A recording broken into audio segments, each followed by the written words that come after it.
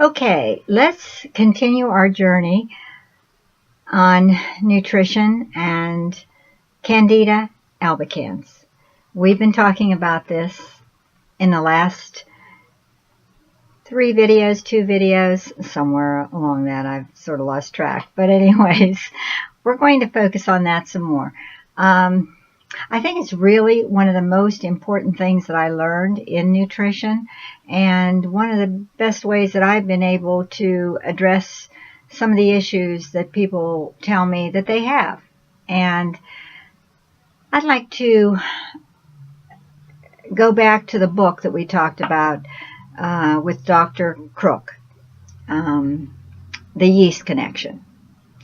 And as I mentioned to you before, he's written many books after that. A couple that I can mention is Women and Yeast Infections, and men deal with it too. Men and yeast infections.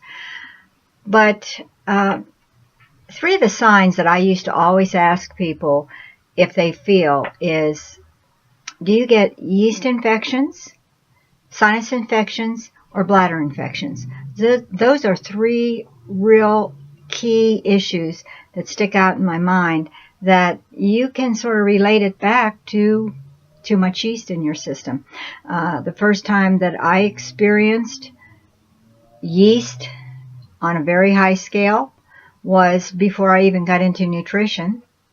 And going back to that, it was a yeast infection after a surgery that I had had, and they had given me way too many antibiotics. I was on them for, this is scary when I tell you, I was on it for a month and a half prior to going into surgery, and antibiotics after surgery because I got an allergic reaction to something they had stitched me with, and so there I was. I was a doctor's dream come true at one time, and I decided to change my life when I got into nutrition. I really did. But anyways, I had been on an antibiotic for such a long period of time, and as it turned out, I got a yeast infection that would not go away. The doctor gave me medication for it. He tried every different thing he could think of. Month and a half later, I still was dealing with a yeast infection. And do you know what cleared it up? Was a simple thing like vinegar and water. Is that unbelievable? A teaspoon of vinegar and water, and within 2 or 3 days it was gone. So, you know, it's just crazy. A lot of the natural things will help you. And people don't research it to try to find out. And I went through a very bad period in my life. And that was before I was diagnosed with pernicious anemia and was on my way to chronic fatigue, which the doctor said he saw all the signs of chronic fatigue. I was not into nutrition at that point. You would think that when I got diagnosed with pernicious anemia and I realized that B12 was helping me, that I would not have realized at that point that vitamins could help you. And at one time also, I had mononucleosis. As I said, I was a doctor's dream come true. And that was a low immune system. And what he treated me with was vitamin C. I thought I was dying. At that time, they told me I had it was called infectious mononucleosis. You know, and I was like, what? He says, oh, it's a blood disease. And I was like, oh my God, I'm dying. I'm dying. I mean, that's what I was by myself at the doctor's office, and I remember leaving there thinking, I'm going to send you to an internist to get this taken care of. And I remember walking out of there and seeing the blue sky and thinking, I'm dying. I've got a blood disease, and I thought, who knows what they're going to have to do to me now. And I was feeling like I was dying because, of course, I was tired. And at that time, they did not give you blood tests for mononucleosis, and so I had surgery to remove these lumps that were forming in my neck from this mononucleosis. And so he sent me to this internist that very same day. And I remember going and wishing my husband was with me because I was scared to death. I thought I was dying, as I said. And he says, "Oh, nothing to worry about. Nothing to worry about. We'll take care of that." He says, we'll give you some vitamin C. I'm thinking, vitamin C? That's all you're going to give me?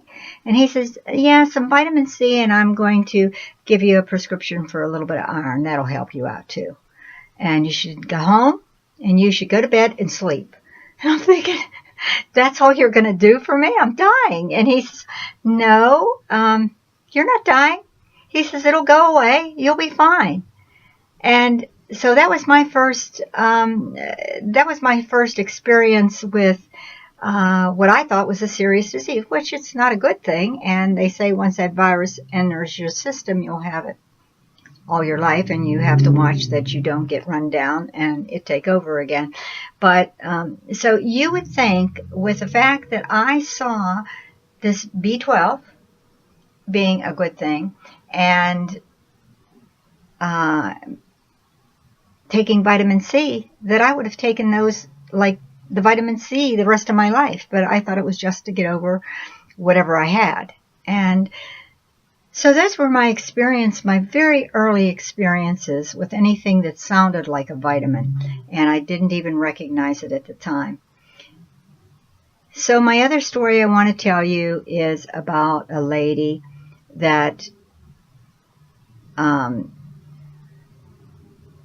I think I'll drop it there. I think that's a good subject for me to leave you with.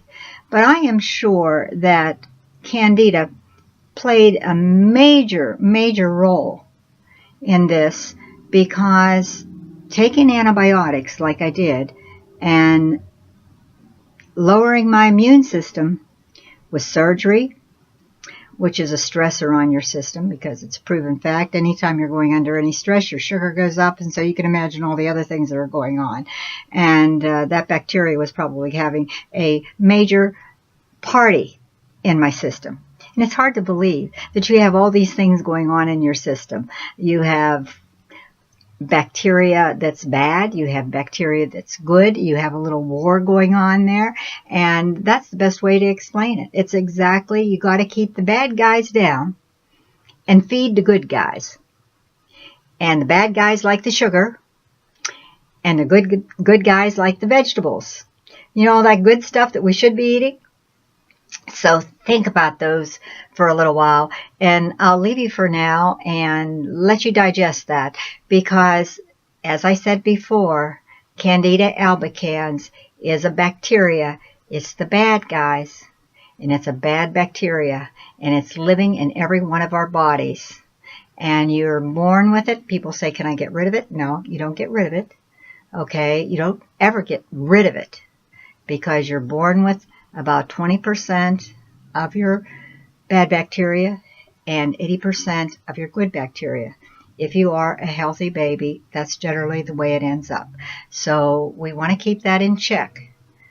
But we'll go over some of the things that mess up your system, and antibiotics being one of those things that sometimes we have to resort to, but building your immune system to stay away from is the key. So that's for now, and it's a short one, but digest that, and I hope you learn from this. Thank you, and I'll see you soon. Bye now.